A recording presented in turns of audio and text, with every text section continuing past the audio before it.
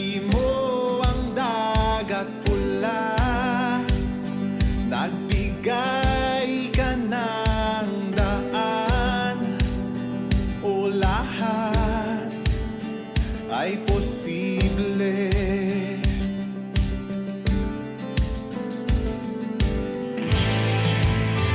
kaya't sa'yo ako'y mananalig.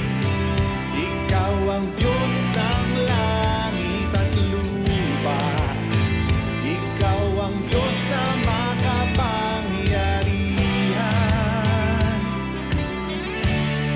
Lahat posible sa nananalig, walang mahirap sa iyo. Lahat ng laban ay kakayanin kasama kita. Kasama kita.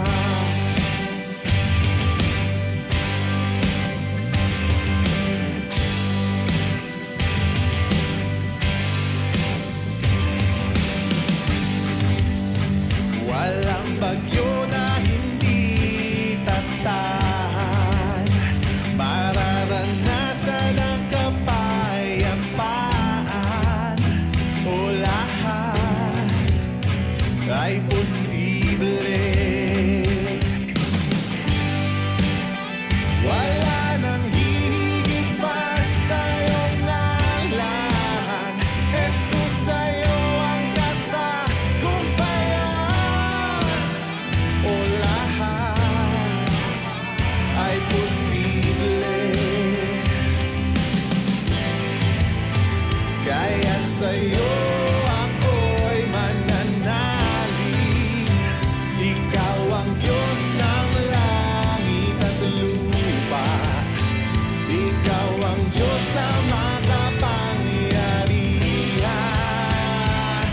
Oh, lahat posible sa nananalig, walang mahirap sa iyo.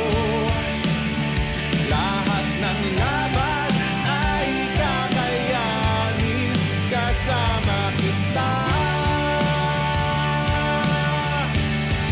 Lahat posible sa nananalig, walang mahirap sa iyo.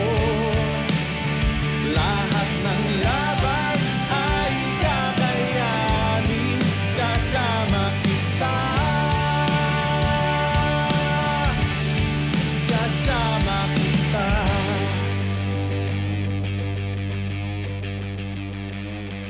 Sa isang salita mo ay may magbabago, kagalingan, kaligtasan ay matatamo. Dakila, dakila, dakila ang ngalan mo.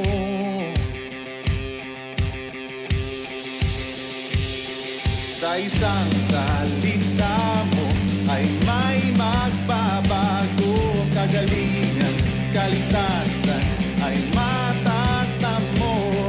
Dakila, dakila, dakila ang ngalan mo.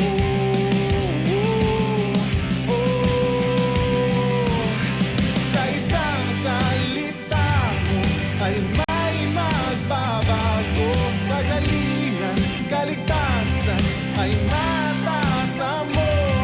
Dakila, dakila, dakila ang ngalan mo. Lahat posible.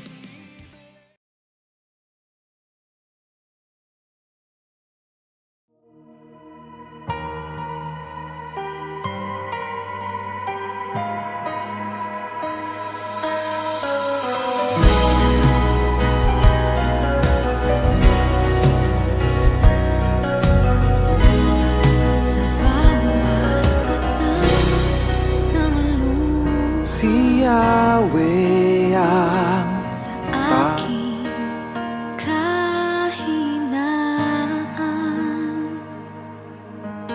sa bawat luho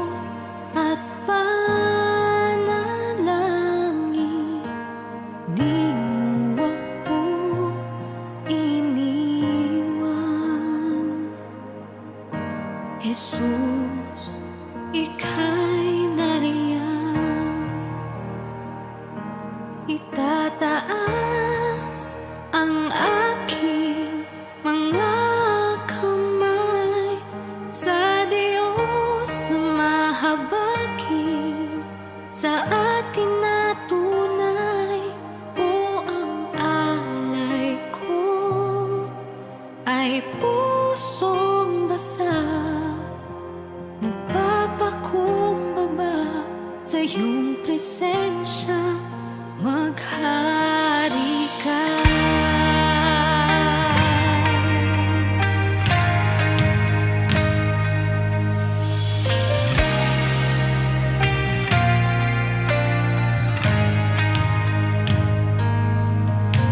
Sa bawat tanong ng buhay, suliranin, di maintindihan. Salita mo'y panghahawakan, na hindi mo ako iiwan. Jesus, ika'y nariyan. Itataas ang aking mga kamay sa Diyos na mahabagin, sa atin na tunay. O ang alay ko ay pusong basag, nagpapakumbaba sa iyong presensya. Itataas ang aking mga kamay sa Diyos na mahabagin, sa atin na tunay. O ang alay ko ay pusong basag, nagpapakumbaba sa iyong presensya. Suriin mo ang puso ko, suriin mo ang buhay ko. Ninanais ko ang iyong kalooban. Suriin mo ang puso ko, suriin mo ang buhay ko. Ninanais ko'y ikaw. Suriin mo ang puso ko, suriin mo ang buhay ko. Ninanais ko ang iyong kalooban. Suriin mo ang puso ko, suriin mo ang buhay ko. Ninanais ko'y ikaw. Itataas ang aking mga kamay sa Diyos na mahabagin, sa atin na tunay. O ang alay ko ay pusong basag, nagpapakumbaba sa iyong presensya. Itataas ang aking mga kamay sa Diyos na mahabagin, sa atin na tunay. O ang alay ko ay pusong basag, nagpapakumbaba sa iyong presensya. O ang alay ko ay pusong basag, nagpapakumbaba sa iyong presensya, maghari ka.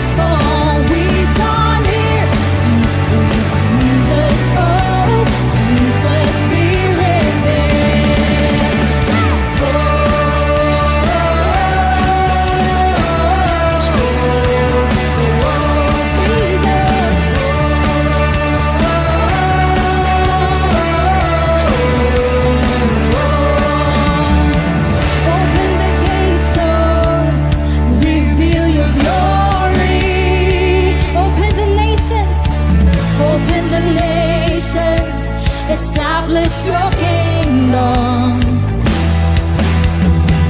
Open the heavens, pour out the Spirit. Jesus, Spirit, fill. Yes, Jesus, Spirit, fill. God is here, God is here, God is here.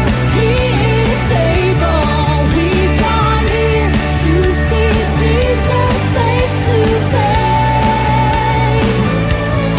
God is here, God is here, God is here.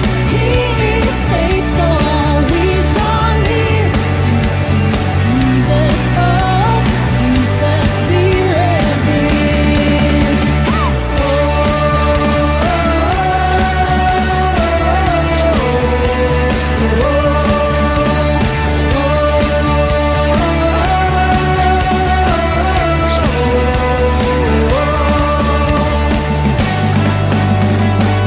Oh Lord, you are holy.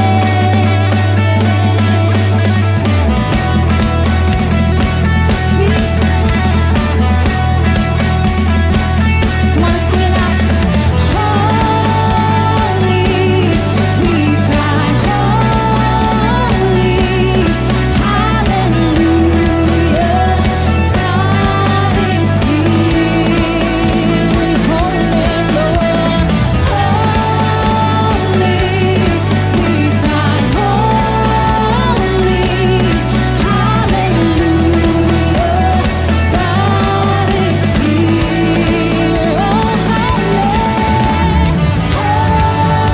holy, we cry holy, hallelujah.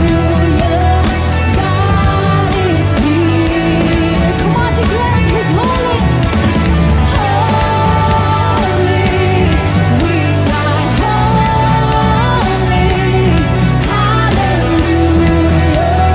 God is here. God is here, God is here, God is here. He is able. We draw near to see Jesus face to face. Oh, God is here, God is here, God is here. He is faithful. We draw near to see Jesus. Oh, Jesus, Spirit, fill. What's up?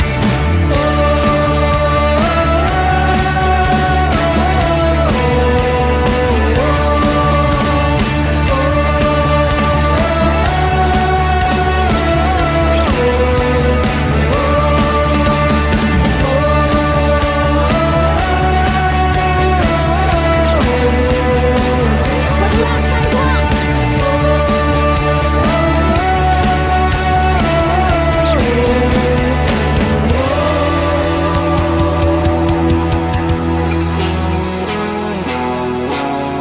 Come on, church.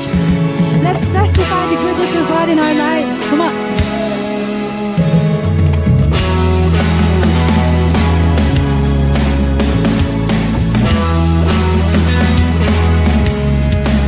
Go on, sing. I saw Satan fall like lightning. I saw darkness run for cover. But the miracle that I just can't get over, my name is registered in heaven. I believe in signs and wonders.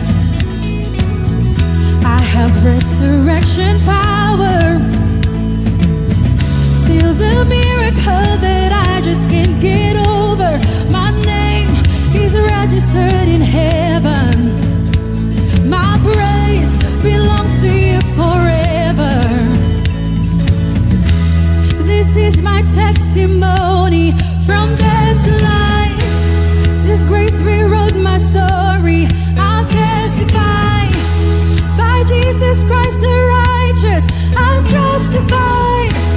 This is my testimony. This is my testimony.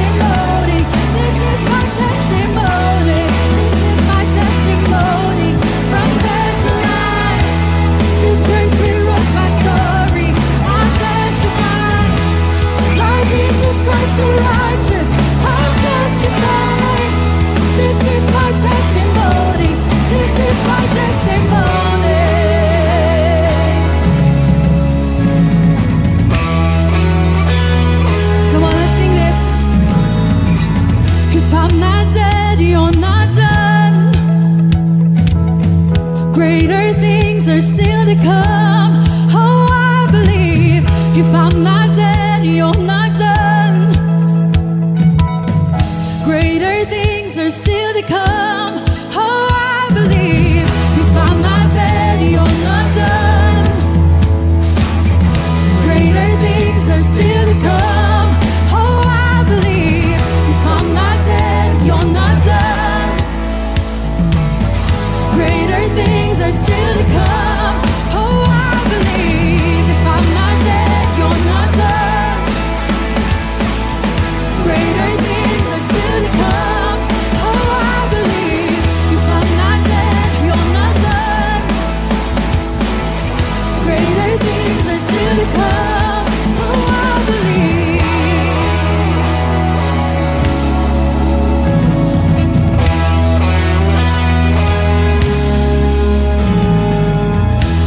This is my testimony from death to life. His grace rewrote my story. I'll testify. By Jesus Christ the righteous, I'm justified. This is my testimony. Oh, I'm alive. This is my testimony from death to life. His grace rewrote my story. I'll testify. By Jesus Christ the righteous, I'm justified. This is my testimony. This is my testimony.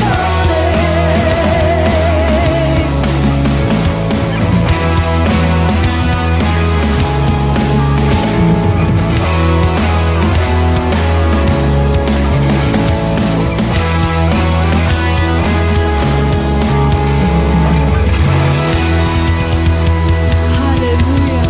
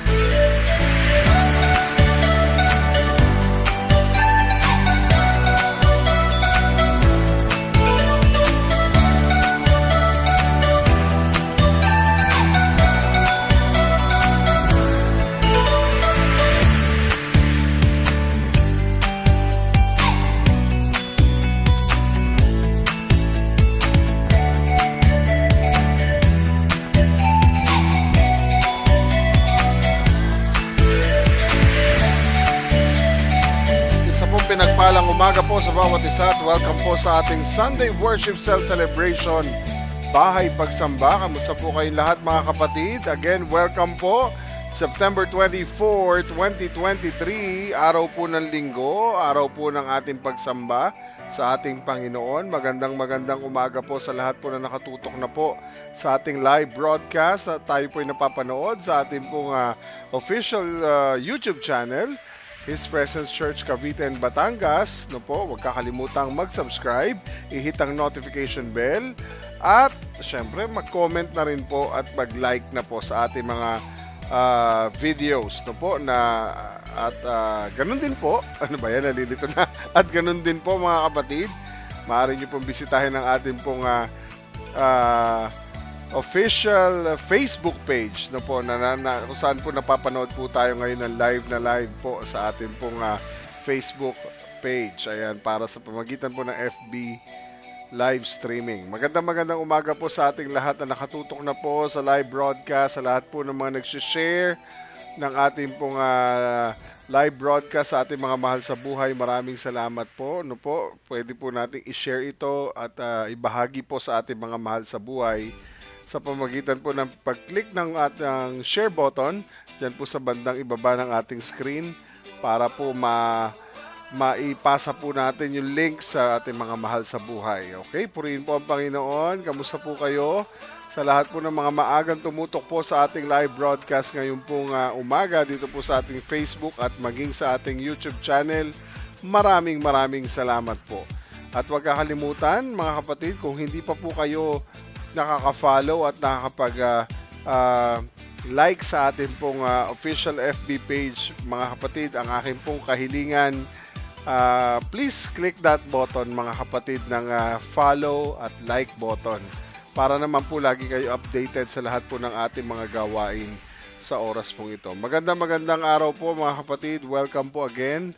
At sa lahat po na ngayon pa lamang nakatutok sa ating live streaming, maraming salamat po. Ipagpapatuloy po natin ang ating series patungkol po sa Book of Genesis, kaya po tutok lamang po tayo mga kapatid. I-enjoy natin ang presensya po ng ating Panginoon, ang ating banal na spirito na siya po magtuturo at gagabay sa atin. Kasama natin na patuloy na mauunawaan ang mensahe ng Panginoon sa ating mga buhay sa pamagitan po ng kanyang mga salita. Magandang umaga po at patuloy tayong mananalangin. Hingin natin ang patuloy na pag-iingat at paggabay ng Diyos, hindi lang po sa Cavite, ganun din po sa Batangas, lalo na po sa nararanasan po ng buong Batangas, no po, lalo na po sa mga apektadong lugar na naapektuhan po ng pagbubuga ng abo, ng usok ng Taal Volcano. Kaya tayo po ay sa Diyos magtitiwala, sa Diyos po tayo kakapit, sa Diyos po tayo hihingi ng patnubay para tayo po ay kanyang maingatan, lalo na po yung ating mga kalusugan at yung ating mga mahal sa buhay, lalo na yung mga bata po na nag-aaral po ng face-to-face, lumalabas ng mga bahay, ay patuloy ang proteksyon, pag-iingat at banal na dugo ng Diyos ang mag-cover po sa buong iglesia at sa mga kapatid natin, lalo na sa mga kabataan, sa mga bata na pumapasok po sa araw-araw. Ayan, tayo po'y manalangin, sa Diyos po tayo hingi ng habag, ng biyaya, ng pag-iingat, proteksyon sa umaga pong ito at sa darating pang mga araw sa linggong ito, sa huling linggo ng Setyembre. Tayo pong lahat ay manalangin. Ama naming Diyos na makapangyarihan sa lahat, kami po'y lubos na nagpupuri at nagpapasalamat sa iyo sa gitna ng mga pagsubok, sa gitna ng mga alalahanin, sa gitna ng mga trials na ito, Panginoon, ay lagi naming at mas lalo naming nararanasan ang iyo pong pag-iingat at yung iyo pong pagpoprotekta sa amin, lalo na sa mga kapatid namin, hindi lang po sa Batangas kundi sa Cavite na naapektuhan ng matindi sa pagbuga ng abo mula sa bulkang Taal. Lord, kami po ay namamanhik sa iyo, kami po ay patuloy na lumalapit sa iyo at nagpapakababa po sa kalagayan po ng bawat isa sa amin, lalo na po yung mga kapatid namin na naapektuhan po ng vag na ito na mula sa Bulkang Taal. Lord, we pray for your healing touch. We pray, Lord, for your anointing of healing, Lord God, to flow in the mighty name of Jesus. Our dear Holy Spirit, we ask you, Lord, to na lahat ng mga anak mo, Lord, to receive your grace, your mercy, your healing, your power, O God. The security, Lord God, na amin pong hinahanap ay sa iyo po namin hinihingi, Panginoon, ng patnubay. Patuloy, Lord, sa aming pakikinig na yung mga salita ay patuloy mo kaming gabayan, patuloy mo kaming samahan, bigyan mo kami ng karunungan, at patuloy na mabigyan na kami, Panginoon, ng pag-asa, ng inspirasyon, Panginoon, sa kabila ng mga pagsubok po na amin pong mga pinagdadaanan. Patuloy na sa iyo po namin ipinagkakatiwala ang lahat, maging po ang salita mo, O Diyos, na mahayag ngayong umagang ito. Samahan mo kami, gabayan mo kami, Panginoon, as we encounter you, our dear Holy Spirit, in your midst, O God. Let your presence be upon us, let your anointing, let your power be always upon us, O God, ngayon pong umagang ito. Maging sa mga kapatid namin na nakikinig, nanonood sa live broadcast na ito, patuloy mo kaming i-inspire, i-bless, Lord God, at ma-motivate mo kami, Panginoon. Maturuan mo kami to apply this message, O God, of your word na magawa po namin sa aming mga buhay bilang yung mga anak. Maraming salamat po. We come to your presence. We surrender everything to you. We lift everything to you, O God, na talagang ikaw ang mag-full control 100% sa amin pong gawain at ikaw po mag-ingat, gumabay at magprotekta sa amin pong sitwasyon sa pag-broadcast po ng live stream na ito, maging Panginoon sa YouTube. Lord, we thank you for this social media, this technology, Lord God, na ginagamit mo para hindi lang maabot yung mga iilan, kundi maabot ang mundo para mas lalong maging malapit sa iyo, Panginoon. Maraming salamat po. We give you all the glory, honor, and praise. Thank you, dear Holy Spirit, for being with us, for always guiding us, Lord God, to Jesus, Lord, to know more about Jesus, to have a great knowledge about Jesus, to glorify our Father. We thank you, God. We thank you, Jesus. We thank you, our dear Holy Spirit. Samahan mo po kami at bigyan mo kami ng pusong uhaw sa iyong mga salita, pusong nagpapakababa, pusong may kapayapaan sa iyo, Panginoon. Maraming salamat sa iyong lahat ng papuri at pasasalamat sa tanging pangalan ni Kristo Jesus at sa kapangyarihan ng Santong Espiritu. Amen. Amen. Amen.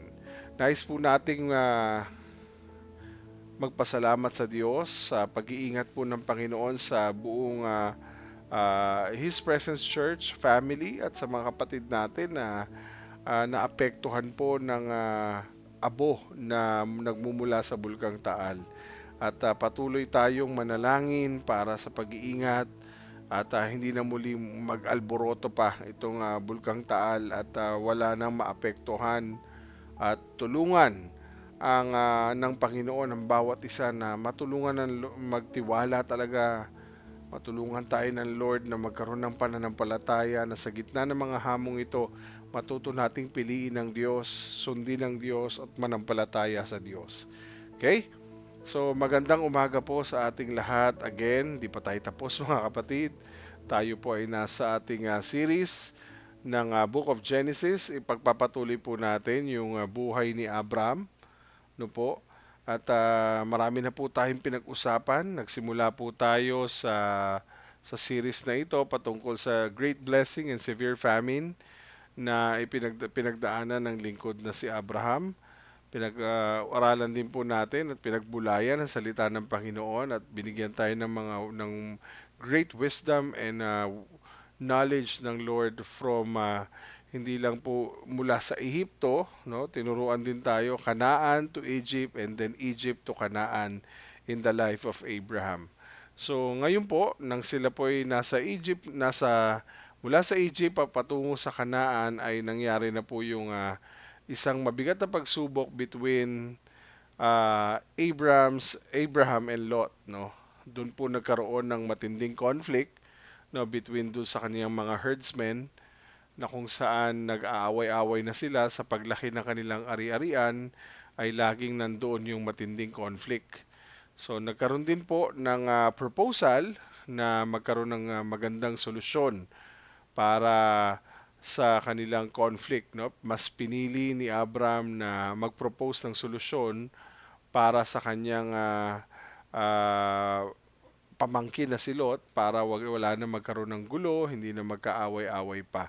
So pinag-aralan po natin last time yan. Ngayon po mga kapatid, pinapili ni Abraham kasama po sa proposal ang pagpili po ng malaya ni Lot, no? Pinauna po ni Abraham si Lot na mamili ng kanya pong lupa na gusto pong puntahan, no po? Kasi nakita po ni Abraham mas magandang maghiwalay na lamang at maisalba ang relasyon kaysa sa maghiwalay nang hindi na isalba ang relasyon o kaya naman nag-away-away pa dahil lang sa ang pamilya dahil lang sa hindi pagkakasunduan.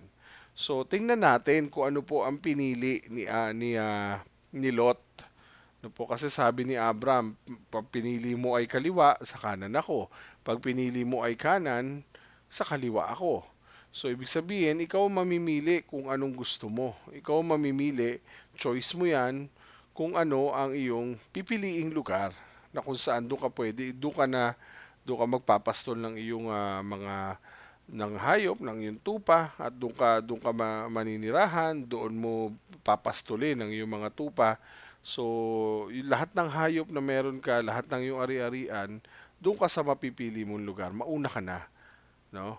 So, nakita natin na si Abram, hindi po siya namumuhay sa kung ano lang ang nakikita niya. Napansin niyo po yung difference? Si Abram, he's not living by his own sight, no? He's not living by uh, without faith, no? Nakikita natin, unlike kay Abram, no? By faith ang kanyang paniniwala no po. Hindi po sa kung ano lang ang nakikita niya. Pero si Lot, ibang klase. He's not living by faith, but he's living by sight. So, tingnan natin yung choice ni Lot mula sa Genesis chapter 13, verses 10 to 13. Ano ba ang naging desisyon ni Lot? Ano ba ang kanyang napili? No? Bakit kailangan niyang mamili at bakit yun ang napili niya? So, tingnan muna natin. Napakahalaga po kasi sa ating mga desisyon yung salitang pananampalataya o tinatawag nating faith. So, pag hinanap natin yung kahulugan o definition ng salitang faith or pananampalataya, matatagpuan po natin sa Bible yan sa Hebrews chapter 11 verse 1. Ang sabi po ng Bible na ang pananampalataya ay ang katiyakan. When you have faith, meron kang katiyakan. Anong katiyakan? Yung pananampalataya mo, may katiyakan ka na matatanggap mo yung mga bagay na inaasahan mo. Okay? Ibig sabihin, kapag alam mo, inaasahan mo yung mga bagay na ito mula sa Panginoon, by faith, tiyak ka, pag sinasabi mong may faith ka, ibig sabihin tiyak na alam mo sa sarili mong matatanggap mo yung mga bagay na inaasahan mo. Ang pananampalataya din ay pagiging sigurado. Hindi ka lang tiyak na matatanggap ang mga bagay na inaasahan mo, kundi ang pananampalataya ay pagiging sigurado. Pagiging sigurado sa mga bagay na hindi natin nakikita.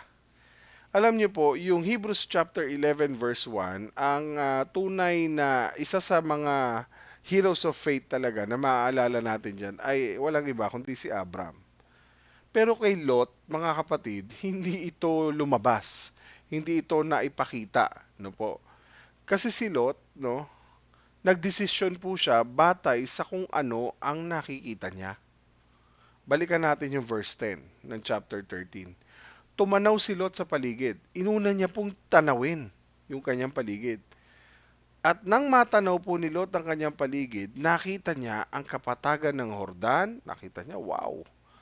Yung palang itong lugar na ito, Hordan hanggang Zoar, ay lahat ito sagana sa tubig. Katulad din ng lugar ng Eden at ng lupain ng Ehipto. So meron siyang basis, meron siyang pattern. Teka, gusto ko katulad ng Eden. Kung ikaw nga naman ang papipiliin kung anong gusto mo, name it! Kung anong gusto mong piliin. Grabe, no? Di pipiliin mo na yung the best, tama? Tatanawin mo ang paligid mo, titingnan mo kung anong nangyayari sa paligid mo at pipili ka, syempre, ng the best. So pumili po siya, no, nakita niya yung kapatagan ng Hordan hanggang sa Zoar, sagana yun sa tubig, katulad ng lugar ng Eden, sagana rin din po sa tubig ang lugar ng Ehipto during that time. Nangyari ito nung hindi pa nalilipol ng Panginoon ang Sodom at Gomora. Ito po yung sitwasyon no po, nang hindi pa nalilipol ang Sodom at Gomora. Alam niyo po, ito yung nakita niya.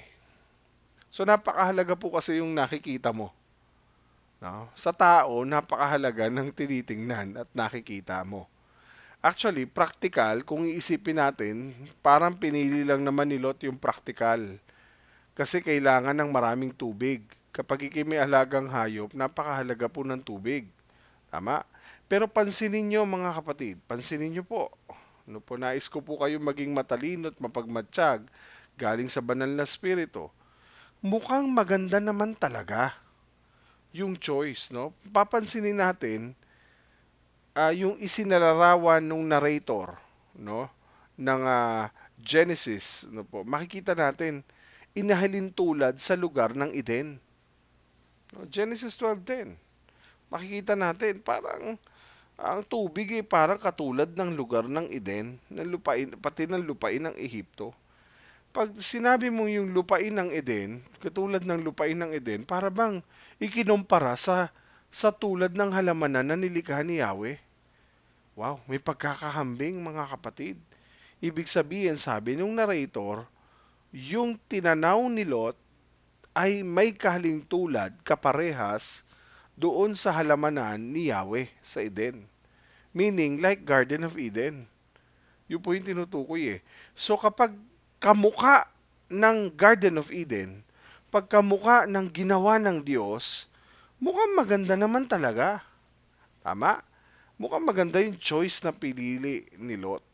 Kaso, bakit parang, 'di ba, gwardyado yung makikita natin, bakit gwardyado yung Garden of Eden? Bakit may anghel? Bakit pinagbabawal yung access sa Tree of Life sa Garden of Eden? So makikita natin, inihalin tulad ng narrator yung merong lupain din ng Ehipto. No? Ibig sabihin, kagagaling lang doon ni Abram, no, sa Egypt, at nakita po ni Abram na sagana talaga sa tubig at sa pagkain. Kaya nga sila doon lumipat eh. Dahil may severe famine, may matinding tagutom. Doon yumaman sa Egypt si Abram. Parang katulad ng plano ng Diyos. Parang may kahambing. Parang may tama doon sa lugar na yon, no? Ang nakita ni Lot ay parang nakita ni Eva doon sa hardin ng Eden. Yung nakita ni Eva na bunga ng punong kahoy ng mabuti at masama, no? Yung prutas o yung bunga mukhang napakaganda. Napakaganda talaga. Hindi ka ang tawag doon, anong tawag doon sa hindi makukot ang iyong attention kung hindi naman talaga maganda. Sa tingin nyo po, pupuntahan po ni Eva yon kung hindi po maganda yon? Ibig sabihin, nagandahan siya. Sabi ng Panginoon, makakain mong lahat ng pagkain dito sa hardin ng Eden. Pero isa lang ang bawal, yung nasa gitna. No? Yung bunga ng puno ng mabuti at masama. So nung nakuha niya na yung bunga, maganda, mukhang masarap, tama naman. Parang tama yung aking pinili. No? Good choice to. Ganda eh. So hindi lahat ng mukhang maganda, hindi lahat ng mukhang masarap, good choice. Amen. Mga kapatid, kahit ba good choice yun, kahit ba maganda yun, alam mong pinagbabawal ng Diyos yun. Tiyak ikamamatay mo yun. Yun ang sabi ng Panginoon eh. Ibig sabihin, hindi lahat ng maganda mukhang masarap, hindi lahat good choice. Alamin mo rin kung yan bang magandang yan ay pinagbabawal ng Diyos o hindi. Dapat malaman mo rin kung ano ang kahihinatnan ng bagay na tingin mo maganda, tingin mo masarap, tingin mo good choice, pero alam mo naman palang ayaw ng Diyos, ano magiging kaparusahan niyan? Ano magiging konsekwensya ng lahat ng ito? Tama? Pero nagdesisyon pa rin si Lot. Saan po siya nag-base? Nag-base po siya batay sa kanyang nakita. Hindi po nag-base si Lot sa kung anong sinabi ng Diyos. Hindi po siya nag-base sa kung anong nais ng puso niya. No? Ng puso ng Diyos. Nag-base po siya sa puso niya mismo. Hindi po sa gusto at nais at puso ng Diyos na dapat niyang gawin. So, ganun din ang ginawa ni Lot, no? Pinili niya sa verse 11, pinili ni Lot ang buong kapatagan.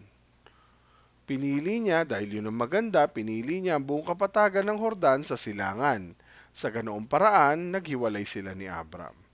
So, ito'y will na rin ng Panginoon. Naniniwala ako na sila'y magkahiwalay. Pero sana naman kung kayo maghihiwalay, ay mas maganda naman nasa tama na rin, nasa tama ka ring lugar, no? Pero choice mo nga yan eh. Ikaw ang namili eh. Kung mapapansin niyo po, sabi niya, kaya pinili ni Lot. Take note, pinili ni Lot ang buong kapatagan ng Hordan sa silangan, no? Doon sila naghiwalay ni Abraham. Sa Ingles, so Lot chose for himself. Ibig sabihin, ang nag-i-indicate ng pagpili ay siya, si Lot. Siya ang pumili sa sarili niya. Pinili niya yon batay sa advantageous sa kanya. Sabihin, advantage sa akin to. Walang tawag doon, walang tanong-tanong, without regards o kung ano man ang advantageous din sa buhay ng uncle niya kasi alam niya naman na yumaman siya dahil sa uncle niya. 'Di ba? Minsan mahihiya tayo eh. Pag binibigyan tayo, 'di ba? Iniisip natin, teka, nakakahiya, baka wag na po, kayo po mamili. Kasi binibigyan ka lang eh. Ito makapal moks eh. Binibigyan na nga, pinapili nga siya. Di man lang medyo, teka lang ha, pasintabi naman, baka mamaya, kailangan nyo po itong areang ito. No? So, sa kanyang pagpili, mga kapatid, pinili niya yung the best para sa sarili niya kasi pinapili na nga ako eh. Ako na nga ang pinapili, bakit hindi pa ako pumili ng tama, 'di ba? So, sa pansin natin ito, sa pagpuntong ito, ang pinili ni Lot, yung pinili ng kagustuhan niya. Siyempre, pipili ka yung gusto mo din, 'di ba? Parang makikita mo yung difference ng buhay ng pagpili ni Lot at sa pagpili ni Abram, no? Kung anong kanyang desisyon. So, yung pagpili ni Lot, ang nag-drive po doon ay yung kanyang sariling mata, kung ano po yung kanyang nakita, kung ano po yung kanyang natanaw, kung ano po yung kanyang iniisip na magbe-benefit sa kanya ng husto, no? Hindi po siya nag-decide based on faith, no? Hindi ang deciding factor niya hindi by faith. Ang deciding factor niya ay by sight. Okay? So, kapag i-apply po natin yan sa ating buhay, no, pagpipili po tayo ng trabaho, ang lagi nating itatanong, dito ba o sa ibang bansa? Yan, no? Magtatanong tayo, pag trabaho, magdi-decide ba tayo based on our faith or based on our sight? Na malaki sweldo eh. Ganda, malaki sweldo, ganito. Siyempre, ang una mong pipiliin, depende sa offer. Depende sa benepisyong makukuha ko sa trabaho. Doon ako sa magandang benepisyo. Do we even consider kung ang isang desisyon ay makapagpapalapit ba sa iyo sa Diyos o makapagpapalayo sa iyo sa Diyos? Do you even consider na ang mga desisyon natin, teka, makakabuti ba talaga sa pamilya ko? O magiging dahilan ang trabahong ito, kahit maganda ang benepisyo, kahit maganda ang offer, magiging dahilan ba ito sa paglayo ng loob namin sa isa't isa? So, inuna natin ang Diyos. No po? Dapat ang desisyon natin, ang kinoconsider natin, mapapalapit ba tayo sa Diyos o mapapalayo? No? O ang desisyon ba natin makakabuti sa pamilya o magiging dahilan ng paglayo sa isa't isa? So kung malalayo ng trabaho o bibili ka ng lupa o bibili ka ng kotse, iniisip mo ba na yung mga bagay na bibilin mo, yung mga bagay na didesisyonan mo ay makabubuti ba yung magiging desisyon mo na yon para sa pagdi-disciple ng mga kasama natin sa church? Sa pag-support natin sa missionaries? Magiging i-consider mo ba yung decision mo based sa magiging dahilan para mawalan ka ng oras, mawalan ka ng budget para sa ministry? Baka mamaya yung pipiliin mo ay malihis ka doon sa pinaplano ng Panginoon para sa buhay mo. O maaaring ang naging decision mo sa trabaho, sa pagbili ng property, sa pag-decision mo ay yung sarili natin. Hindi po yung sinasabi ng Panginoon by faith. So kung gayon, yung inaakala nating mabuti sa sarili natin, no?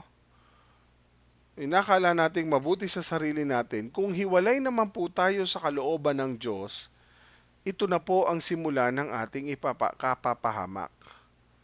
Actually, sa desisyon po ni Lot, mga kapatid, sang-ayon naman si Abram sa desisyon niya. Kasi bakit? Kasi siya naman na nag-propose ng ganung settlement eh. Hindi naman kasalanan ni Lot na gano'n na maging decision making ni Abram. Siya ang nag-propose ng settlement, so walang kinalaman, nagdesisyon lang, sumagot lang si Lot. No, sa verse 12, makikita natin, si Abram, nagpaiwan po siya sa Kanaan. Habang po si Lot naman ay naroon sa mga tagalunsod, sa lunsod ng kapatagan, di ba? Sa silangan. So nagtayo naman si Lot ng mga tolda, ito ang pangit eh.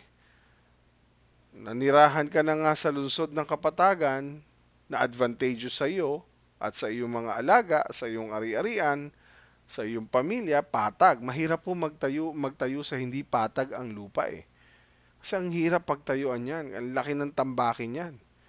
Pero si Lot, ang ganda ng napili niya, nagtayo pa si Lot nakita niya parang yung Sodom at Gomorrah ay advantage sa kanya. Yung Sodom, makikita nagtayo po siya ng tolda malapit sa Sodom. Alam naman po natin ang Sodom at Gomorrah ay parang sin capital of the world, no? Makikita natin nandiyan lahat ng klase ng kasalanan.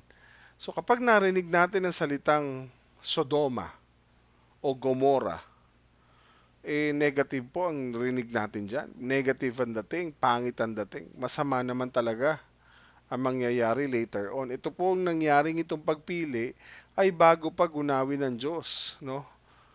Bago pa gunawin ng Diyos ang ito na po yung senaryo, no? So kaya yung narrator pinakita sa atin, imposibleng hindi alam ni Lot na pangit ang track record ng Sodoma. Kaya yung narrator sa Genesis 13, naka-bracket yung tungkol sa Sodom at sa Sodome, no? Naka-bracket po yung tungkol sa Sodoma dahil ito yung very crucial life and death decision na gagawin po ni Lot. Sa verse 10, balikan natin yung verse 10. Bagamat maganda ang nakita ni Lot nung araw na yon, one day in the near future, mababago ang lagay ng lupain ito. Nabago ang lagay.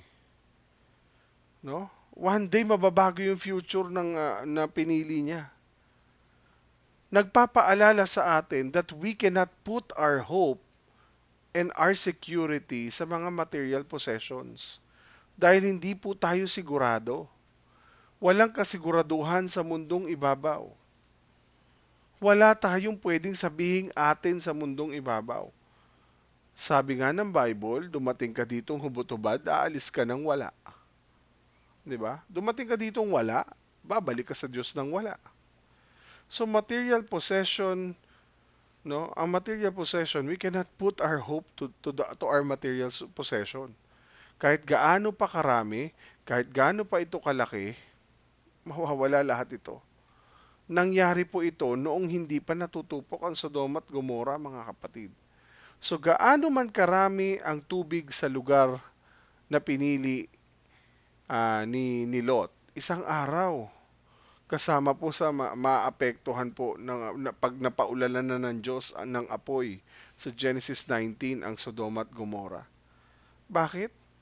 Tingnan niyo po yung verse 13 ng chapter 13. Ang mga tao sa Sodom ay talamak na makasalanan. Labis ang pagkakasala nila laban sa Panginoon. Mga kapatid, they are wicked, great sinners against the Lord. Namumuhay ng laban kay Yahweh. Sinabi po dyan, napakasama, talamak ang kasalanan. Imposibleng hindi alam yan ni Lot. Imposibleng bulag si Lot sa katotohanan, sa kalagayan ng Sodom at Gomorrah. Pero mas pinili niya pa. Ang sama mo, daglagay pa ng tent sa tabi ng pintuan ng Sodoma.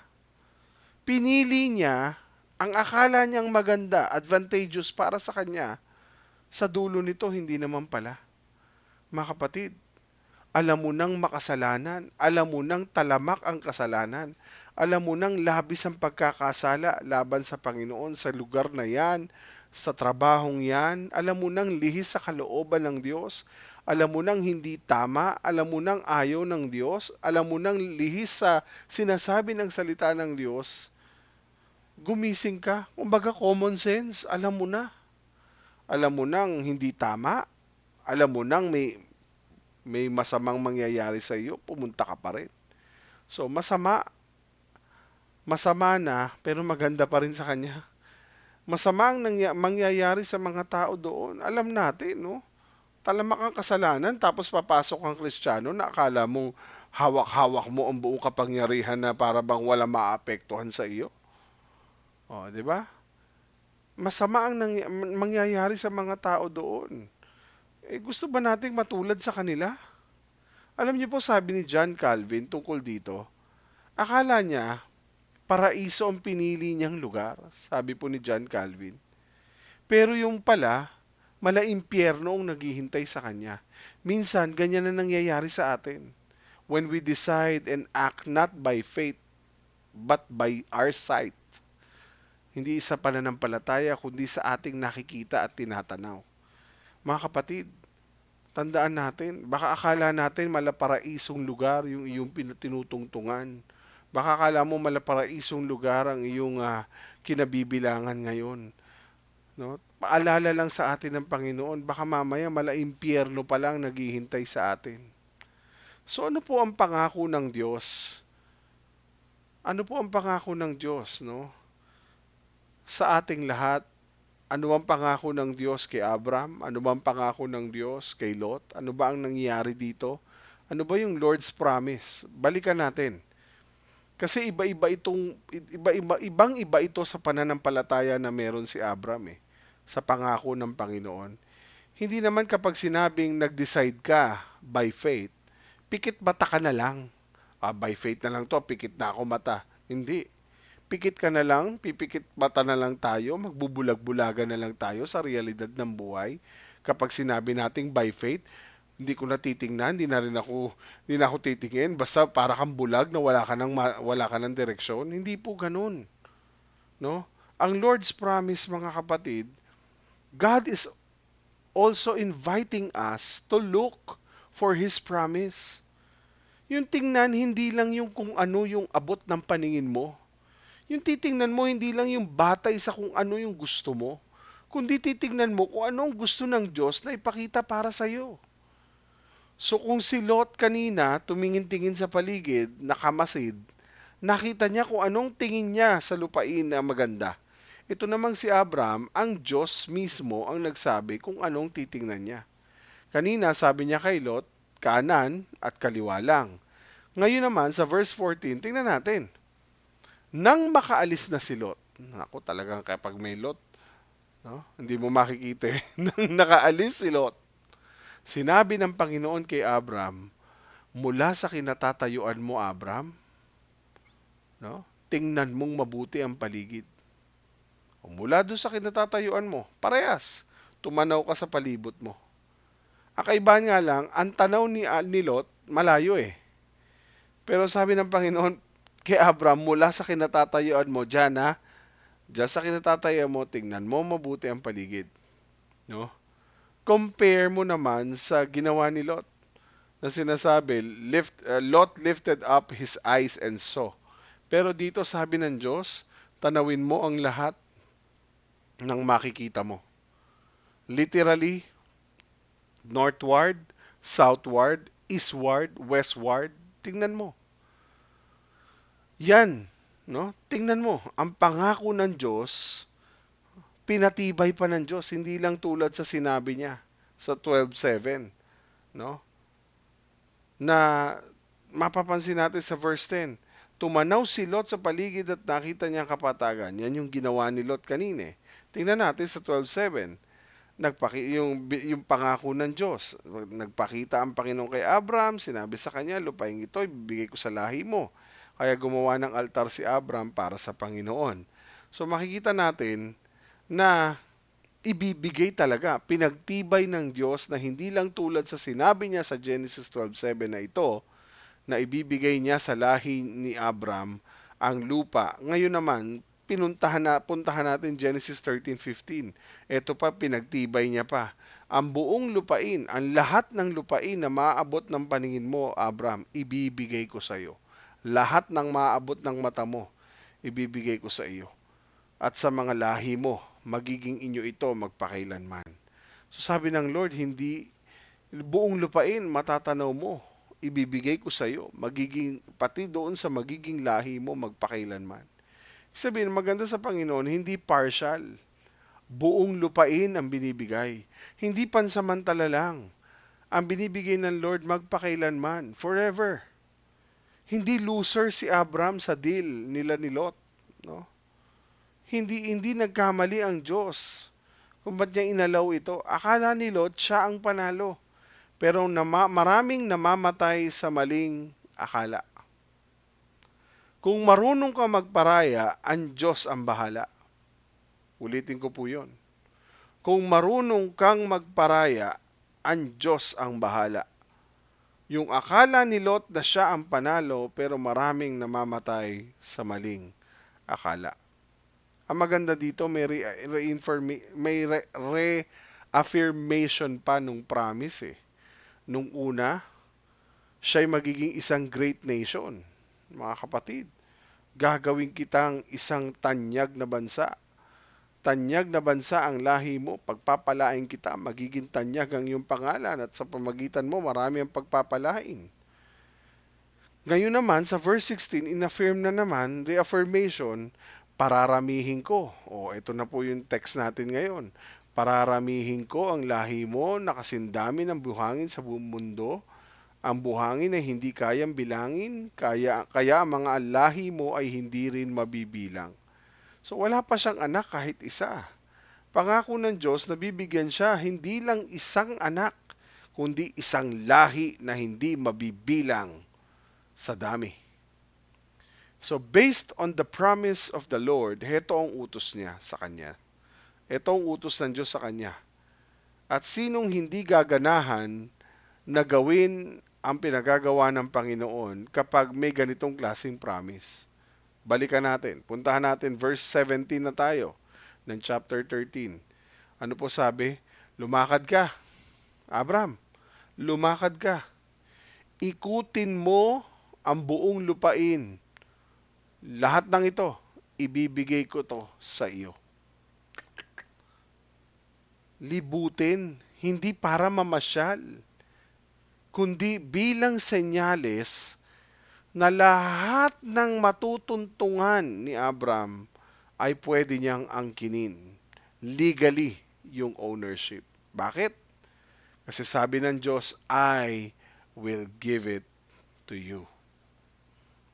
Ibibigay kong itong lahat sa iyo. Bakit? Kasi siya may-ari eh. So kaya legally speaking, ang ownership is not belong to the Canaanites, to the Perizzites, hindi po. To the Ammonites, hindi po. Kung saan mang Hittites yan, kung ano mang tithes yan, tithes of tithes, kung ano man yung gusto mo. Ibig sabihin, hindi ito sa kanila. The ownership ay binibigay kay Abraham. Ang lupaing ito ay regalo ng Diyos kay Abraham. It's a gracious gift. No? It's a generous gift. It's a permanent gift. Ganyan kabuti ang Diyos na inaasahan natin, mga kapatid. Amen? So, tingnan natin si Abram at ang Hebron. No? Tatapusin ko na po ito. Kung ganito naman pala mangako ang Diyos, bakit mo pa pagdududahan ang salita niya? 'Di ba? Lahat tayo kasi darating doon na para bang kung pangako mo Lord to, bakit ganito? So talagang darating yung pagdududa no? Ang tanong sa atin, kung ganito pala kalaki mangako ang Diyos, bakit madalas natin pinagdududahan ang kanyang mga salita? No? Kaya makikita natin ang response ni Abraham dahil sa magandang pangako ng Diyos sa kanya, buong tiwala na ginawa ni Abraham ang sabi ng Diyos. Ginawa niya, umikot siya, lumibot siya. Tingnan natin yung verse 18. Kaya ano po ginawa ni Abram? Ito maganda kay Abram lagi. Kaya inilipat ni Abram ang tolda niya at doon siya nanirahan malapit sa malalaking puno ni Mamre, roon sa Hebron, at gumawa siya ng altar. Gumawa roon siya ng altar para sa Panginoon. Doon siya sa Hebron nanirahan. Inari niyang kanya dahil sa sinabi ng Diyos. So hindi ito name it, claim it. Hindi po ganon. Na popular ngayon na itinuturo ng ibang mga preacher. Pangalanan mo, angkinin mo. Di ba? Pangalanan mo daw kung anong gusto mo, bahay, kotse, di ba? Pero wala ka namang faith. Kung anong klase, gaano kalaki, anong brand, kapag strong ang faith mo sa Diyos, ibibigay, garantisado. Kapag hindi niya ibinigay, kulang kasi faith mo. Yun ang sabi. Hindi po. That's unbiblical din, no? Abraham called, ibig sabihin, you claim it by faith, hindi dahil he named it, kundi dahil ang Diyos ang nagpangalan para sa kanya. Kung talagang ibibigay sa iyo ng Diyos, you are praying for a house. No? Ang Diyos ang nagpapangalan sa bahay na ipagkakaloob niya sa iyo. No? You must be specific. Lord, ito ang gusto ko, ito ang ganyan, ganyan. Pero ikaw po ang magpapangalan sa akin. At inilipat ang pag-aari sa pangalan niya. So we don't have any right to claim something na hindi naman ipinangakong ibibigay sa atin ng Diyos. Okay? So ibig sabihin mga kapatid, sa puntong ito, when you pray for a house, when you pray for a tuition fee, when you pray, you are specific, no? Pero maganda doon, kapag inas mo si God, kapag binigay sa iyo ng Panginoon, even though wala tayong right to claim it, but we know that our God is a God who provides. Ask whatever you need, and He will give it to you in Jesus' name. No? So, inakala natin sa atin, hindi naman sa atin. No? Napakayabang naman nating angkinin ng mga bagay na hindi naman para sa atin. No? Ginagawa nating sinungaling ang Diyos. Akala ko ba bibigyan mo ko ng bahay? Hindi naman pala. Ibig sabihin, ang pinupunto dito, kapag sa Diyos nagmula, pinangalanan ng Diyos ang lahat ng ito, siya magkakaloob. Sa Adam, he claimed the land. Tama? As his possession by faith in God's future grace. Nang mamatay nga siya, wala pang nakatitulong lupa sa pangalan niya, maliban sa isang pirasong lupa sa Makpela na pinaglibingan sa asawa niya. Yun ang tunay niyang pag-aari. Sa dulo ng Genesis, yung angka ni Jacob na apo ni Abraham ay napadpad sa Egypt at doon nanirahan ng higit 400 years. At ngayong isinulat ni Moises ang kwentong ito tungkol sa pangako ng Diyos kay Abram, ito mga Israelita ay muling magtatangkang pasukin ng Kanaan, ang lupang pangako ng Diyos, matapos na mabigong magtiwala ang mga magulang nila for 40 years. And this story will encourage them na huwag matakot kasi ang lupaing iyon ay binigay sa kanila ng Diyos. So ganun nga ang nangyari mga kapatid. Sa panahon ni Joshua, nakuha nila yung lupa para sa kanila. Bagamat hindi naman 100%. Pero sapat na pruweba na tumutupad ang Diyos sa lahat ng ipinangako niya. And what's the point, Pastor? What's the point or purpose of God's promise of land para sa kanila? So that they will be God's people in God's place under God's rule. No? Kapag alam mo na yung pangako, yung binigay sa iyo, yung hinihingi mo ay kalooban ng Diyos, napakasarap. Pag yung hinihingi mo, alam mong ipinagkaloob sa iyo ng Diyos at siya ang nagkaloob sa iyo niyan, iba ang dating, iba ang damdamin, ang sarap sa puso. Amen? So, sabi nga ni Graham Goldworthy, God's people in God's place under God's rule. And yes, napaulit-ulit na binanggit ang usaping lupain sa Genesis 13 at yun ang nangingibabaw sa tema ng Genesis 13. But also take note kung ano yung nakabracket sa story na to. Sa verse 18, makikita natin nagtayo ng altar si Abram. Sa verse 4, nandun siya nang itinayo niya ang altar sa lugar ng Bethel and Ai, bukod pa sa una niyang ginawa sa Shechem. So it's not about the land. It's about the place for the purpose of worship. Kaya nga pinalayas na naman sila ng Diyos sa lupain yun eh. No? Kasi nabihag ng mga Assyrians na ipatapon sa Babylon. No? Bakit? Because of their failure to worship God. Kaya nga ipinadala si Jesus Christ. Tulad ni Abraham, higit sa lahat, no? Higit kay Abraham, iniwan niya ang tirahan niya sa langit sa piling ng Diyos Ama. Same story, same pattern kay Jesus, no? Tunay na tao, pero hindi tulad nating mga makasalanang tao. Hindi siya natukso sa bitag ng dyablo. Hindi katulad ni Adan, hindi katulad ni Eva, hindi katulad ni Lot. Dahil siya o dila ni di ano si Satanas, dila yan eh, no, dila siya ni Satanas, dinala siya, dila siya ni Satanas, ba't lumatakbo sa bibig ko? Dinala siya ni Satanas si Jesus sa tuktok ng bundok. Alala niyo yung Jesus is on the mount. Ipinakita sa kanya ang lahat ng kayamanan sa mundo at ang karangyaan, at sinabi sa kanya, lahat ng ito ibibigay ko sa iyo kung magpapatira pa ka at sasamba ka sa akin. O yan, no? Sabi, dinala siya ng dyablo sa napakataas na bundok at ipinakita sa kanya ang lahat ng kaharian sa mundo at ang kayamanan at kadakilaan ng mga ito. At sinabi ng dyablo kay Jesus, ang lahat ng yan ay bibigay ko sa iyo kung luluhod ka at sasamba sa akin. So, ang Diyos, sabi nga niya, sabi ni Jesus, no way. Ba't ako luluhod sa iyo? Ba't ako sasamba sa iyo? Ibibigay daw ng dyablo lahat ng yan kay Jesus nung siya nag 40 days and 40 nights sa prayer and fasting. Sabi ni Jesus, no way, lumayas ka. Nasusulat, ang sabi sa verse 10.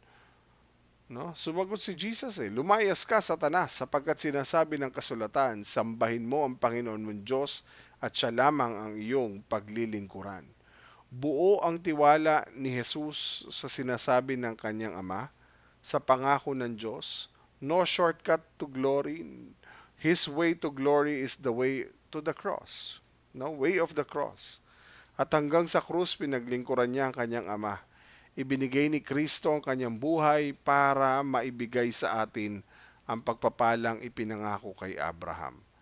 Hindi isang lupain, no, ang pinangako lang niya. Hindi ipinangako ng Diyos na magkakaroon ka ng sarili mong lupa. Hindi pinangako ng Diyos kasi kaya hindi lahat may bahay.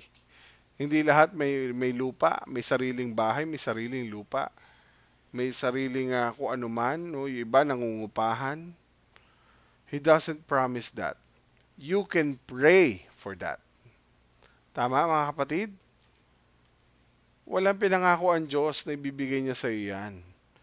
Pero ang sinasabi ng Panginoon, you can pray for that. Pwede kang manalangin para dito. But you cannot claim what He has not promised. As long as meron tayong basis, ito yung pinagkaloob talaga sa atin ng Panginoon. Pero ang ginagarantiya ni Kristo sa krus, mga kapatid, ay yung inilagay tayo sa isang lugar sa kanyang kaharian, kung saan isang araw makakasama natin ang Diyos, kasama ang iba pa mga anak ng Diyos sa kanyang pamilya, ang church, ang local at ang universal, para mamuhay sa ilalim ng kanyang pamamahala. Yakap-yakap ang kanyang mga salita at sama-samang sumasamba sa kanya. Yan po yung isang araw mangyayari sa atin. Sama-sama tayong sasamba. Aawit ng papuri sa Kanya. Ngayon, as we gather to worship the Lord, mga kapatid, and one day with all nations, tribes, and languages, worshiping the Lord forever. Yan po yung pangako ng Diyos na mangyayari sa atin. Yun ang pwede nating angkinin. That all authority in heaven, all authority here on earth has been given to us. Sabi ng Panginoon, go and make disciples of all nations. Yun ang dapat nating angkinin sa mga oras na ito. Let's go and make disciples of all nations. Yun ang ipinangalan sa atin ng Panginoon. Yun ang authority ipinagkaloob sa atin ng Lord. And the riches, the possession, the inheritance we have in Christ, Lahat ng yan ay higit pa sa anumang lupa, yaman, business, success na ma-enjoy natin sa mundong ito. Kaya kung ikaw ay na kay Kristo, your identity secured in Christ. Amen? Hindi ka na dapat mahumaling sa mga bagay na pangmundo. No? Bagamat kailangan natin yan. Hindi na rin natin kailangan makipagtalo sa iba, pag-iitan ng karapatan mo, ba't siya mayaman, bakit kayo hindi? Kaya mo nang magpakumbaba, kaya mo magparaya, dahil hindi naman lahat ng bagay sa iyo binibigay ng Panginoon. Tama? May mga bagay na para sa iyo, at may mga bagay na hindi para sa iyo. May mga bagay na inihanda ng Diyos para sa iyo mangyari. Depende sa iyong pananampalataya. Pero maganda may kalakip na pangako. No? Kaya magpakumbaba, maging mapagparaya, maging mapagbigay, maging makapagkasundo at sa mga umaaway sa atin. Bakit? Dahil anumang meron tayo dahil kay Kristo. Wala naman tayong pag-aari dito Ang sigurado sa atin na hindi mananakaw walang iba kundi si Kristo. So as you go through the life's journey, sa panahon man ng tagutom, sa panahon man ng kasaganaan, papaano ka tutugon? Magtitiwala ka rin ba tulad ni Abraham sa mga pangako ng Diyos? Oo, ang sagot natin doon, mga kapatid. So kung alam mo na ito naman talaga yung nais ng Diyos sa buhay mo bilang isang Kristiyano, no? Kung meron mang pwede kang angkinin sa buhay, ay walang iba kundi si Kristo lang. At yun naman ang point ng langit na hinihintay nating marating isang araw. The heavenly city, the promised land. Masasabi natin finally and fully that Christ is mine forevermore. Kaya sabi ng Bible, last verse natin, Colossians 3:1-4, binuhay kayong muli kasama ni Kristo, kaya sikapin ninyong makamtan ang mga bagay na nasa langit kung saan naroon si Kristo na nakaupo sa kanan ng Diyos. Doon ninyo ituon ang isip nyo at hindi sa mga bagay na makamundo. Sapagkat namatay na kayo sa dati niyong buhay at ang buhay ninyo ngayon ay nakatago sa Diyos kasama ni Kristo. Verse 4, si Kristo ang buhay ninyo at kapag dumating na ang panahon na nahayag na siya, mahayag din kayo at makikibahagi sa kapangyarihan niya at karangalan. Mga kapatid, sa ating mga gagawing pagpili, sa ating mga gagawing desisyon, always trust God's promise. Always trust Jesus. No? Siya lang ang bukod tanging pwede nating lapitan, pagkatiwalaan. Ang mga pangako ng Diyos. Walang shortcut sa glory. No? Ang daan para maluwalhati ang Diyos ay sa pamagitan ng krus ni Kristo. Yung krus na magbibigay sa atin ng paalala na may namatay na Kristo Jesus na bumula sa kanyang sa kanan luklukan ng trono ng Diyos Ama, no? Bumaba para magkatawang tao at para tayo mailigtas sa ating mga kasalanan. Sa krus pinaglingkuran niya ang kanyang Ama. At sa krus ipinadama niya sa atin, no, nung tayo makasalanan pa, ang kanyang wagas na pag-ibig. Ibinigay ni Kristo ang kanyang buhay para maibigay sa atin ang pagpapalang ipinangako kay Abraham. Hindi lang sa lupain, hindi lang sa sariling lupa, hindi lang sa iyong yaman. No? Makikita natin ang pinangako ng Diyos ay Kristo na magbibigay sa atin ng buhay na walang hanggan. Buhay na masagana at tiyak. Yan po ipinangako ng Panginoon. Maybe you are claiming something na pwedeng mangyari sa buhay mo ito. No? Kung meron man tayong pwedeng angkinin, kung ito'y bibigay sa atin ni Kristo, ibibigay sa atin ng Diyos, pagkakaloob ito ng banal na Espiritu, ipagkakaloob ito ng Panginoon. Pero isa lang ang ginagarantiya sa atin ng salita ng Diyos. Si Kristo ang ginagarantiya lamang. No? Kung si Kristo ilalagay natin sa isang lugar, sa ating puso, no? Mararanasan natin ang kanyang pangako. Na tayo ilalagay niya sa isang lugar sa kanyang kaharian, kung saan makakasama natin ang Diyos, kasama ang iba pa mga anak ng Diyos, kasama ng kanilang mga pamilya na kumilala sa Panginoon, no? Para mamuhay sa ilalim ng pamamahala, no? Yakap-yakap ng kanyang mga salita at sama-samang sumasamba sa kanya at sumisigaw ng banal, banal, banal ang Panginoon.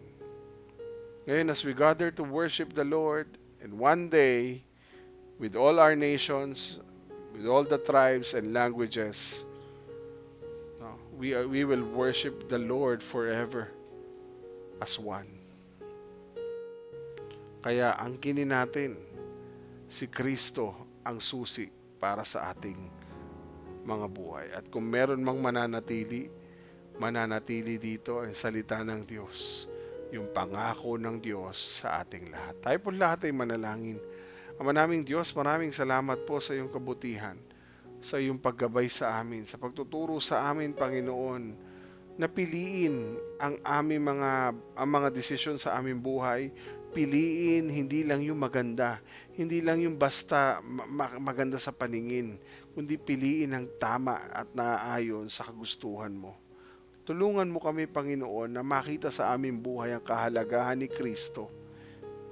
Sa pamagitan po ninyo, aming banal na Espiritu, kayo po maggagabay sa amin na laging piliin ang katotohanan ng iyong mga salita.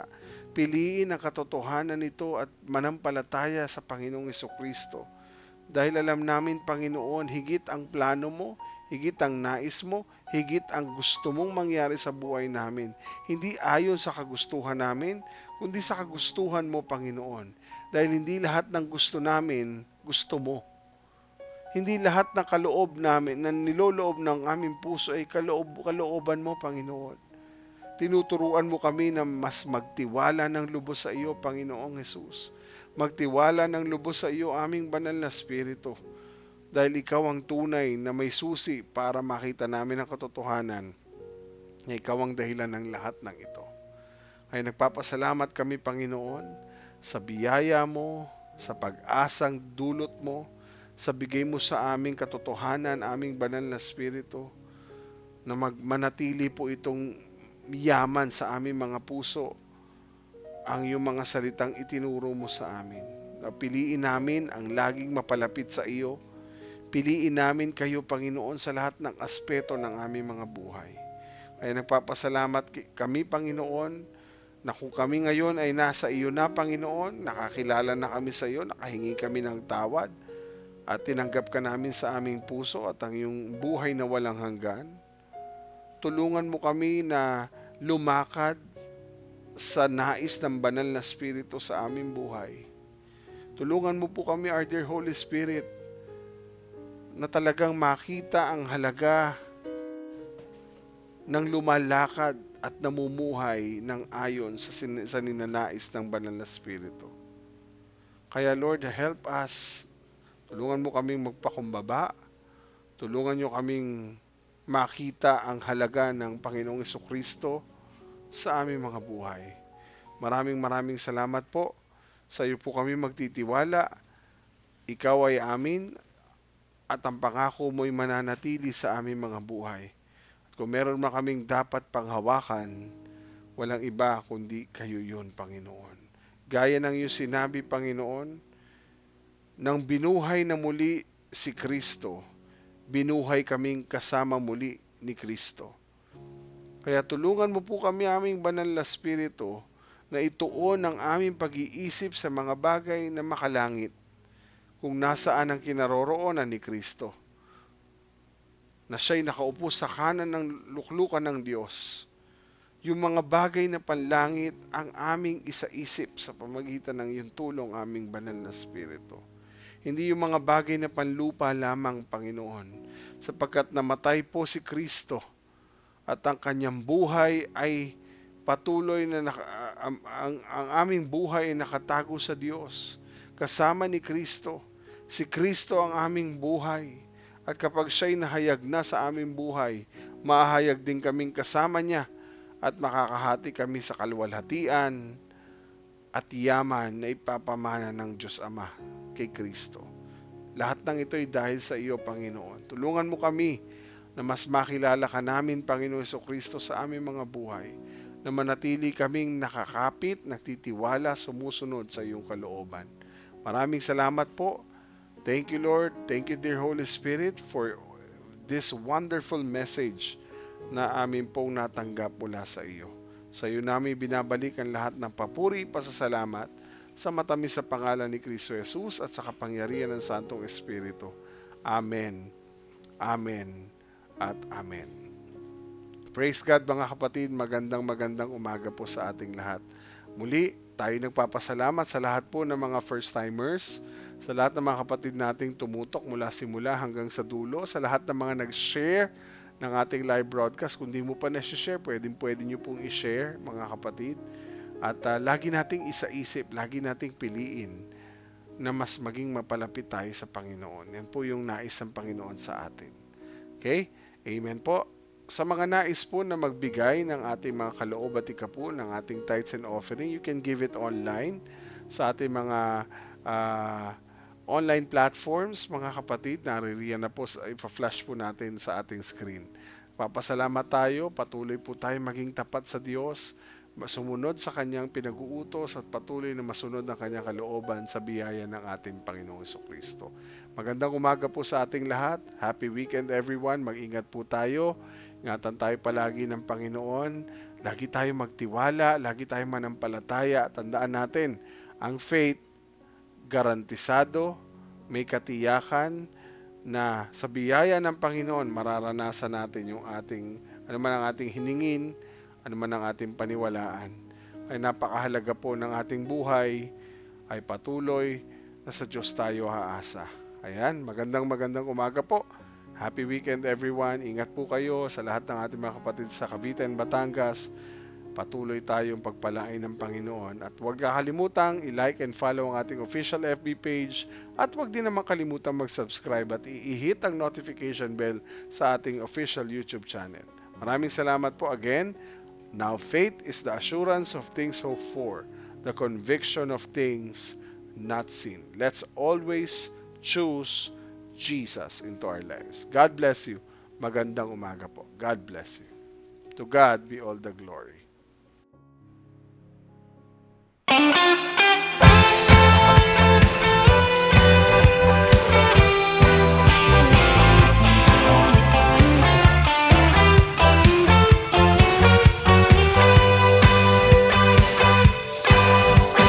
Jesus, ikaw ay mabuti sa lahat ng panahon, di ka nagbabago.